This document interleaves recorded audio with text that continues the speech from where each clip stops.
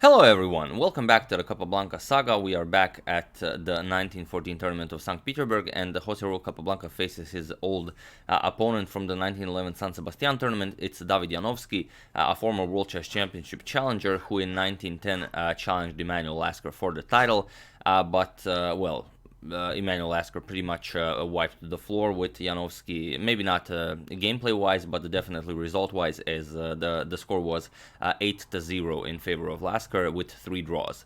So quite just a massacre, so to say. A strong opponent nonetheless. He had a poor match against Lasker. That's that's the way it is. But already in this tournament, Janowski is the only player who defeated Dr. Siegbert Tarrasch. And some of you said that you wouldn't mind seeing the standings after each round. Well, I don't really have the option of seeing the standings after each round. Maybe if I had Tarrasch's tournament book, I don't. But I have prepared. Here's my mighty notepad. I have prepared some of the players who are doing better in this tournament. So Capablanca is in the lead, the only player without a loss so far with 5 points, 3 wins and 4 draws. Then we have Alekhine with 4.5 points with 3 wins, 3 draws and 1 loss. Then Siegbert Tarrasch, who lost the game to Janowski, but also has 3 wins, 3 draws and 1 loss.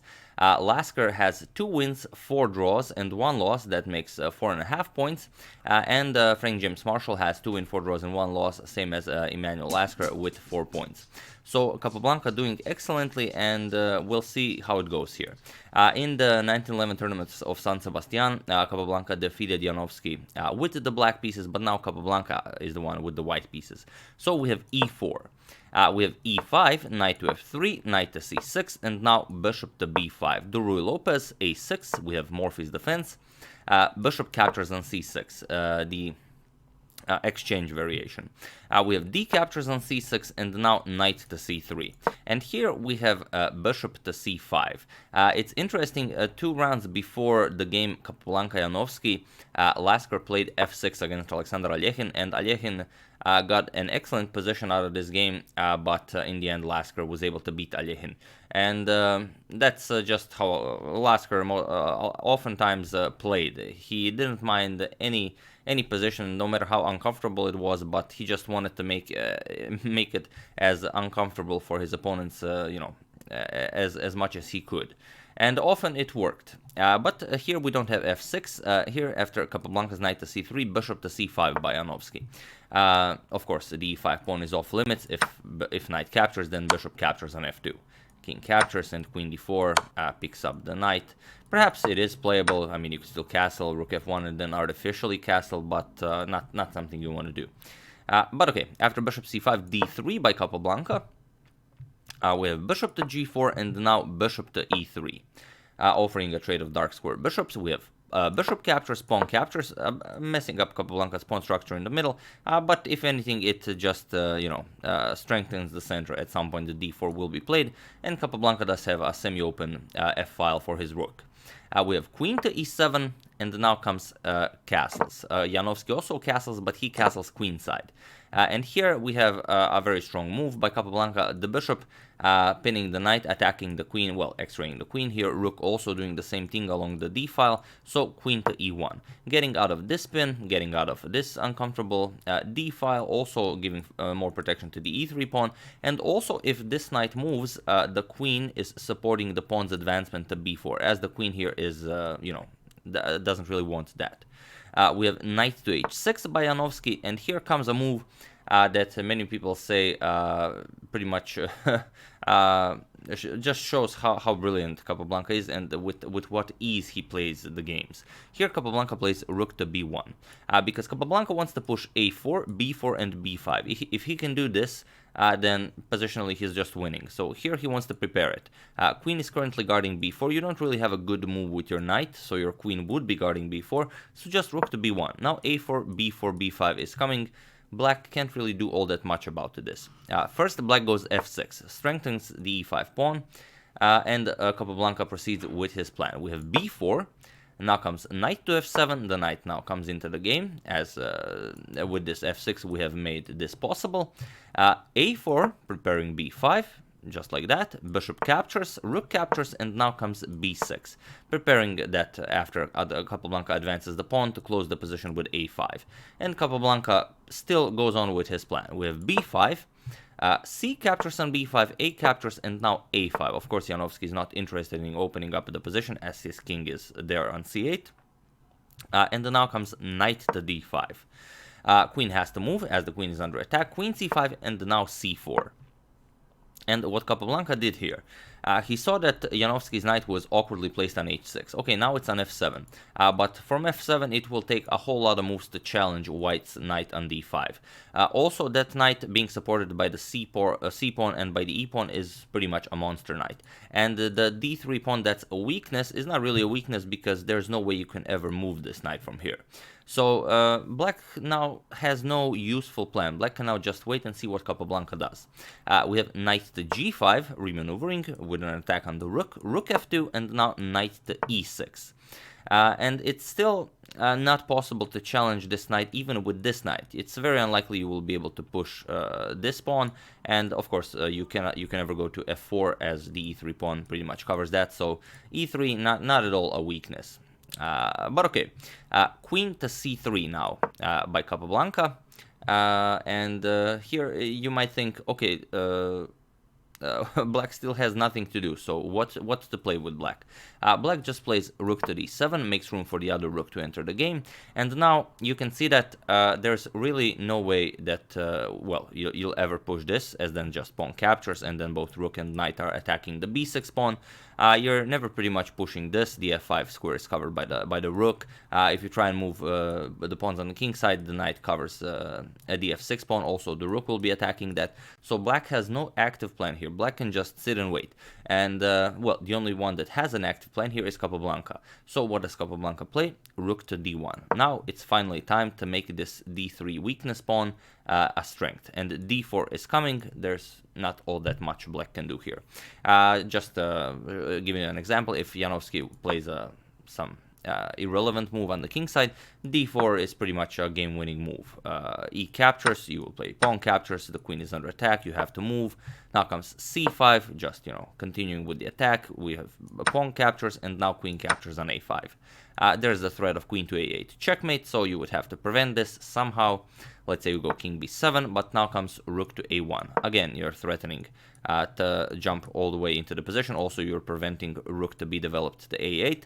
And now after rook to b8, making the room for the king on c8, White could just finish the game very easily. I'm sure you all see it. It is e5.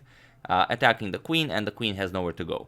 The pawn is covering c6 and a6, the knight is covering b6, and it's game over. Once the queen moves, for example, you can capture once, and then the queen either has to move or capture the knight, then it's queen to a6 checkmate. So a lot of poison to the position. d4 is coming, and Janowski tries king to b7.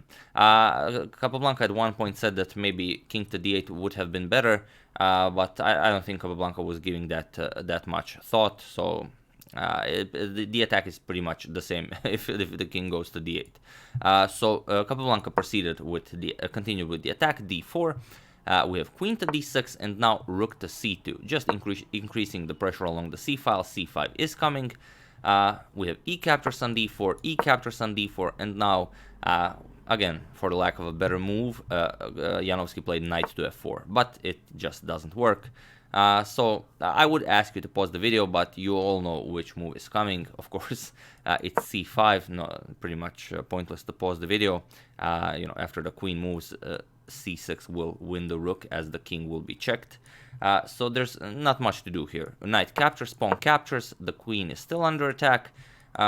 Queen captures on d5 was played, and here Capablanca just played c6 check, and here Janowski loses a rook. Now this is move 26, but even on the previous move, Janowski could have easily resigned. Perhaps he didn't want to, maybe he didn't want the game to be classified as a miniature, or who knows what, maybe he just wanted to prolong the game. But either way, he continues playing here. He played king b8.